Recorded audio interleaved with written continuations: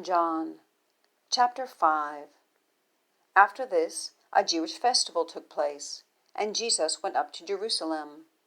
By the sheep gate in Jerusalem there is a pool, called Bethesda in Aramaic, which has 5 colonnades. Within these lay a large number of the disabled, blind, lame, and paralyzed. One man who was there had been disabled for 38 years. When Jesus saw him lying there and realized he had already been there a long time, he said to him, "Do you want to get well?" "Sir," the disabled man answered, "I have no one to put me into the pool when the water is stirred up.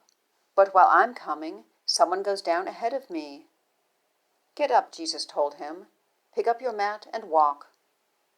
Instantly the man got well, picked up his mat, and started to walk.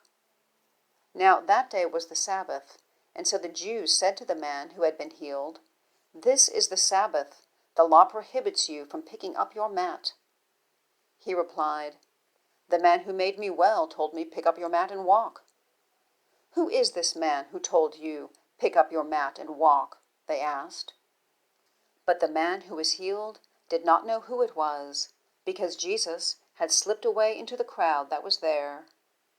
After this, Jesus found him in the temple and said to him, "See, you are well. Do not sin any more, so that something worse doesn't happen to you." The man went and reported to the Jews that it was Jesus who had made him well. Therefore the Jews began persecuting Jesus, because he was doing these things on the Sabbath. Jesus responded to them, "My Father is still working, and I am working also." This is why the Jews began trying all the more to kill him. Not only was he breaking the Sabbath, but he was even calling God his own Father, making himself equal to God.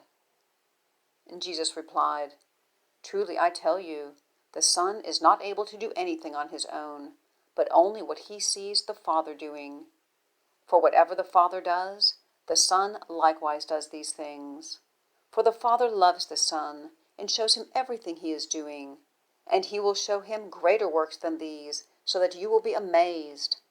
And just as the Father raises the dead and gives them life, so the Son also gives life to whom he wants. The Father, in fact, judges no one, but has given all judgment to the Son, so that all people may honor the Son, just as they honor the Father. Anyone who does not honor the Son does not honor the Father who sent him. Truly I tell you, anyone who hears my word and believes him who sent me has eternal life and will not come under judgment, but has passed from death to life. Truly I tell you, an hour is coming and is now here, when the dead will hear the voice of the Son of God, and those who hear will live. For just as the Father has life in himself, so also has he granted to the Son to have life in himself. And he has granted him the right to pass judgment, because he is the Son of Man. Do not be amazed at this, because a time is coming when all who are in the graves will hear his voice and come out, those who have done good, to the resurrection of life, but those who have done wicked things, to the resurrection of condemnation. I can do nothing on my own. I judge only as I hear, and my judgment is just, because I do not speak my own will, but the will of him who sent me. If I testify about myself, my testimony is not true. There is another who testifies about me, and I know that the testimony he gives about me is true. You sent messengers to John, and he testified to the truth. I don't receive human testimony, but I say these things so that you may be saved. John was a burning and shining lamp, and you were willing to rejoice for a while in his light.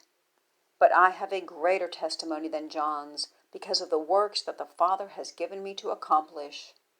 These very works I am doing testify about me, that the Father has sent me. The Father who sent me has himself testified about me. You have not heard his voice at any time, and you haven't seen his form. You don't have his word residing in you, because you don't believe the one he sent. You pore over the Scriptures because you think you have eternal life in them, and yet they testify about me. But you are not willing to come to me so that you may have life. I do not accept glory from people, but I know you, that you have no love for God within you. I have come in my Father's name, and yet you don't accept me. If someone else comes in his own name, you will accept him. How can you believe, since you accept glory from one another, but don't seek the glory that comes from the only God? Do not think that I will accuse you to the Father. Your accuser is Moses, on whom you have set your hope. For if you believed Moses, you would believe me, because he wrote about me. But if you don't believe what he wrote, how will you believe my words?